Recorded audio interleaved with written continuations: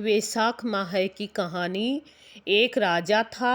वह वैशाख माह में प्रतिदिन ब्रह्म मुहूर्त में उठकर स्नान करता था।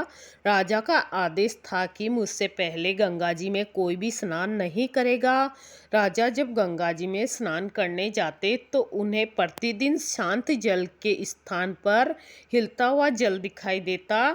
तो राजा को संदेह होता था कि निश्चय ही मुझसे पहले कोई प्रतिदिन गंगा जी में स्नान करता है। अतः राजा ने नदी के तट पर पहरेदार बैठा दिए। गंगा जी के तट पर एक वृक्ष था। उस पर एक बंदरिया रहती थी। वह प्रतिदिन राजा के स्नान करने से पूर्व स्नान करके वृक्ष पर चढ़ जाती थी। इस प्रकार होते होते पूरा वैशाख माह हो गया, किंतु अंतिम दिन राजा के पहरेदार ने यह देख लिया और उस बंदरिया को पकड़कर राजा के पास ले गए और कहा कि ये बंदरिया आपसे पहले गंगा जी में स्नान करती है। उधर राजा की प्रतिज्ञा थी कि यदि कोई स्त्री मुझसे पूर्व स्नान करती होगी तो मैं उससे विवाह करूंगा। इसलिए राजा को बंदरी के साथ विवाह करना ही पड़ा। वैशाख माह के पुण्य से बंदरी के गर्भ ठहर गया। 9 माह पूर्ण होने पर बंदरी ने राजा से पूछा कि शिशु जन्म के समय मुझे क्या करना चाहिए। तब राजा ने महल में एक घंटी लगवा दी और बंदरी से कहा कि जब तुम्हें दर्द हो तो इसे बजा देना, मैं संपूर्ण प्रबंध कर दूंगा। राजा की अन्य रानियां भी थी, उनके कोई संतान नहीं थी, अतः बंदरी को गर्भ है यह समाचार जानकर अन्य रानियां मन ही मन उनसे ईर्ष्या करने लगी और भावी संतान का नाश करने हेतु विभिन्न योजनाएं बनाने लगी। घंटी लगी देखकर एक रानी ने बंदरी से इसका कारण पूछा। बंदरी ने संपूर्ण वृत्तांत बता दिया।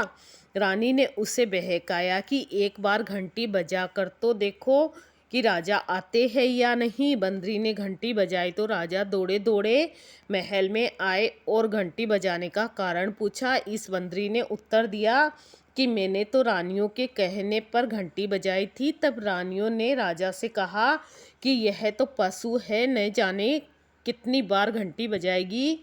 इस प्रकार कहकर उन्होंने घंटी को हटवा दिया। कुछ दिनों बाद बंदरी के शिशु जन्म का समय आया तो उसने अन्य रानियों से पूछा कि मैं क्या करूं।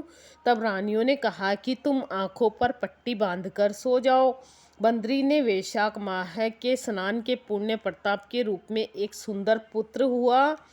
शिशु के जन्म होते ही उसके रोने से पूर्व ही रानियों ने उसे एक टोकरी में रख कर दासी को दे दिया और आदेश दिया कि इसे नदी में बहाकर आ जाओ, और उस शिशु के स्थान पर एक पत्थर रख दिया।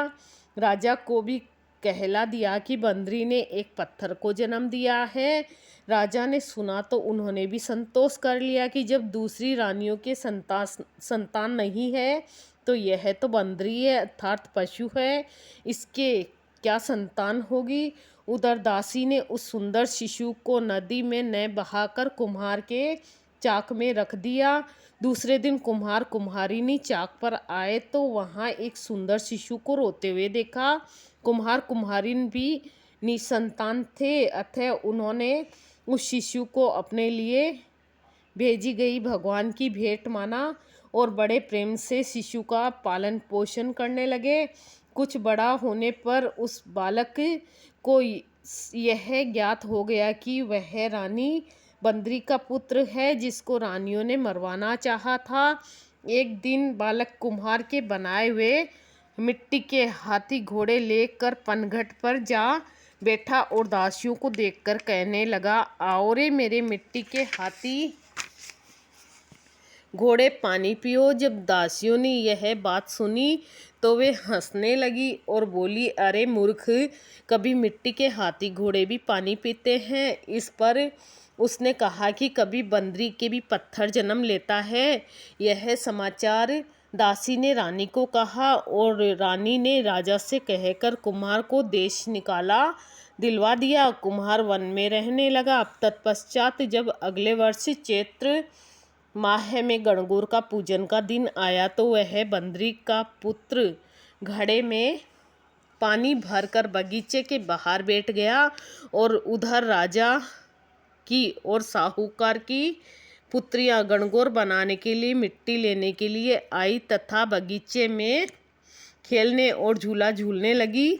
कुछ समय बाद प्यास लगी, तब उन्होंने उस बंदरी के पुत्र से जल पिलाने के लिए कहा तो उस युवक ने उत्तर दिया कि मेरे चारों ओर फेरे लगाती जाओ, तब मैं तुम्हें जल पिलाऊंगा। इस पर पहले तो कन्याओं ने मना किया, फिर प्यास तीव्र होने के कारण मान गई। उसके चारों ओर फेरे लगाने लगी। फेरे देने के कारण सारी लड़कियां उसके साथ ब्याह गई। फिर वो घर आ गई। 4-6 महीने निकले, किसी के सावे नहीं निकले, कोई देखने ही नहीं आया। सभी कहने लगे कि ऐसा क्यों हुआ कि कोई देखने नहीं आता और सावा नहीं निकलता। माँ बाप को चिंता हो रही थी। वहाँ एक बुढ़िया रहती थी। उनमें से एक लड़की की माँ ने उस बुढ़िया से कहा, जहाँ लड़कियां बातें करने इकट्ठी होती है वहाँ जाकर बैठे। बुढ़िया वहाँ आई। लड़कियां बोली, माँ जी आप हमारी बातें सुनने आए हो क्या? बुढ़िया बोली, नहीं नहीं, तुम तुम्हारी बातें करो, मैं तो एक तरफ बैठी रहूँगी। लड़कियां आपस में बातें करने लगी। एक बोली, हम सब ने कुम्हार के बेटे के चारों ओर फेरे लिए हैं, तो हम सब उससे ब्याह गई है, इसलिए हमारा कोई सावा नहीं निकलता, न कोई देखने आता है। बुढ़िया ने सुन लिया और लड़कियों की माताओं को बता दिया। उन लड़कियों के पिता कुम्हार के घर गए और बोले, हमारी लड़कियां तेरे बेटे के फेरे खा चुकी है, इसलिए उनकी शादी तेरे लड़के के साथ करनी पड़ेगी। कुम्हार बोला, मेरा बेटा इतनी पत्नियों को कैसे संभालेगा?